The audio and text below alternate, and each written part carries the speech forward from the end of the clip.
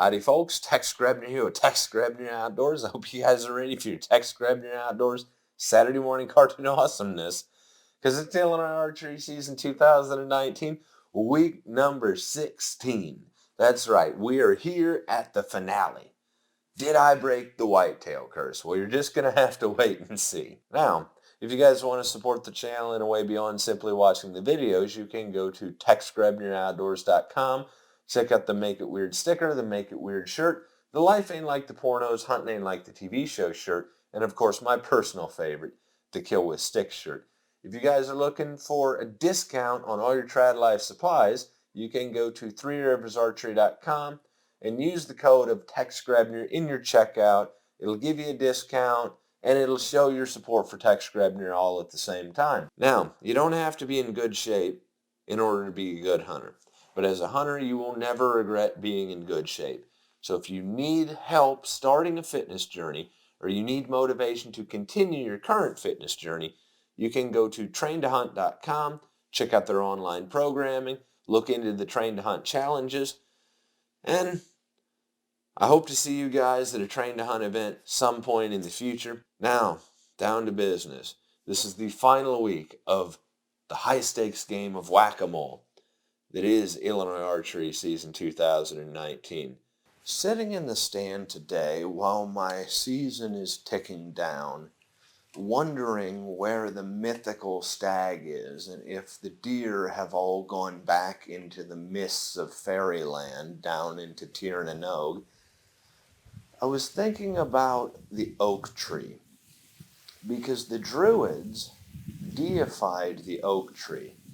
And I found myself wondering if in a pre-agricultural style of society, well, limited agricultural society, if they deified the oak tree in the Paleo-Celtic religions and Paleo-Celtic cultures, because the oak tree, you could make acorn flour, but the game animals that you would hunt would also be found near the oak trees feeding on the acorns.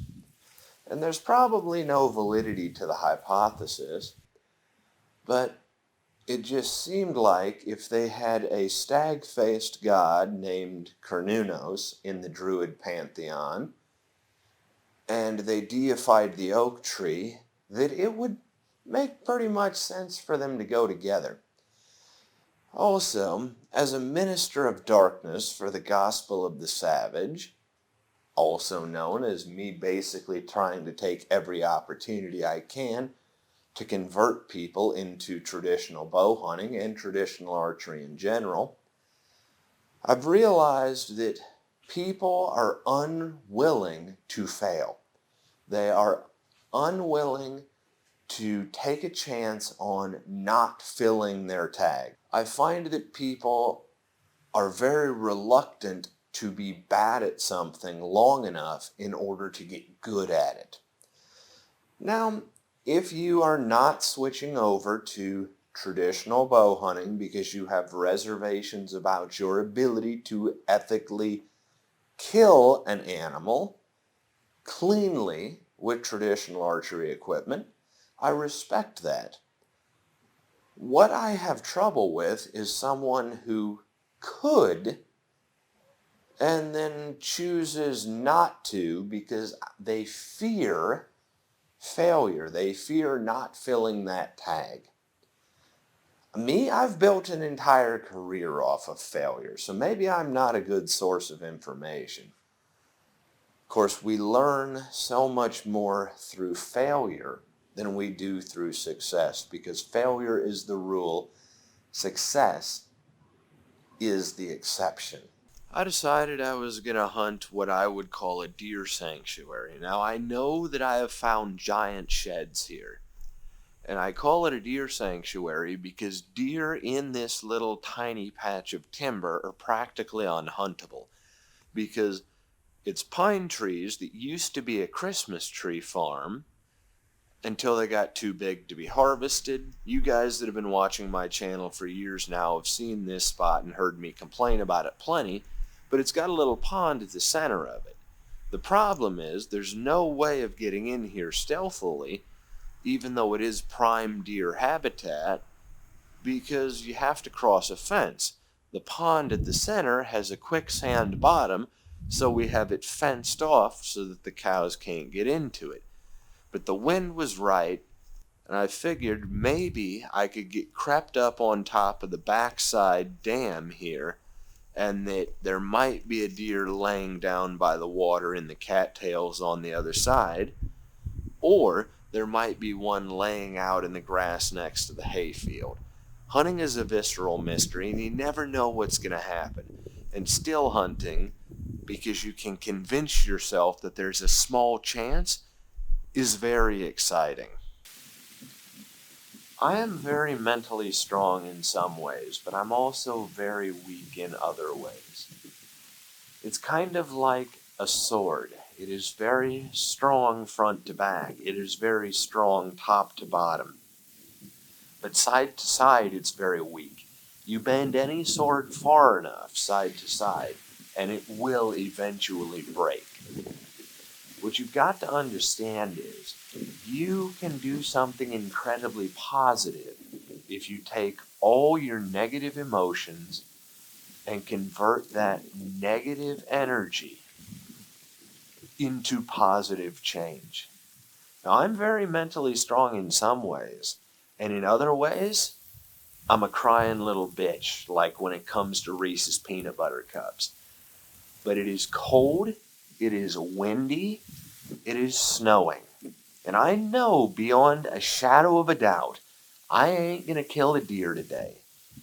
But by God, I'm gonna go out and I'm gonna sit till dark and I'm gonna endure the elements and match myself against them and smile to myself, because inside of me there is a crucible, and I am more bitter than the wind.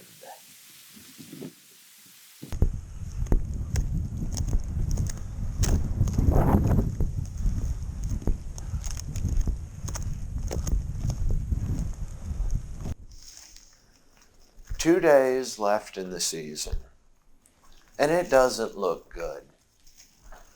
But here I am, for love of the chase and for the sake of adventure.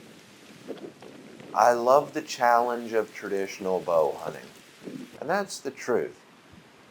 And when it comes to facing the elements, that's all part of the challenge too. Just above zero, blowing its guts out, any deer with any good sense is going to be laid up in a pile with other deer for body heat. But I can't not go out. The wind has teeth, and anybody that's ever hunted in the late season knows what I mean. But my spit doesn't freeze before it hits the ground, so I know that it's not below zero. Now, what I will say is, if you're wearing multiple layers of heavy wool, your perspiration will get to the outside, but the density of the wool will break the wind. And by God, I stayed till dark, because this isn't about deer hunting anymore. This is about finishing what I've started. I do stupid things for love of the chase. -10, blowing 20 mile an hour out of the north, but at least it was going to be in my face. The last hours, the last minutes of the last day of the archery season. I have done my best, and yet I have failed. But just at the edge of darkness, as the sun was sinking down, there was a break in the wind, and I heard the crunching of snow. And damned if here they came, parading across the field, well out of range, because the wily whitetail wins again. And I could have cried for joy that I had at least been able to see them today, because it was at the edge of the dark, and this was the last few minutes of my hunting season. I hunt for thrill of the chase, and it doesn't bother me when the game wins, because hunting is a visceral mystery, and you never know what's going to happen on a hunt. You have to just go out and be tested by nature and enjoy the struggle. Well, life ain't like the pornos, and hunting ain't like the TV shows, and all I can do is bring you the reality of the Illinois archery season. This is the closest that I have ever been to breaking the whitetail curse. It's just a high-stakes game of whack-a-mole, but Wile E. Coyote is my spirit animal. I really appreciate all of you that have stuck with me through all these weeks, and I've come closer than I ever have. I've made mistakes, and I've paid my dues, and I paid the price. Here's hoping that I live to see the next archery season, and maybe I will kill with sticks. As always, God bless all my sportsmen of America. Join the NRA to protect our rights. Please check out my friends over at threeriversarchery.com. Thank you very much to those of you involved in law enforcement and those of you who served in the military. And thanks for watching Tex Grebner Outdoors.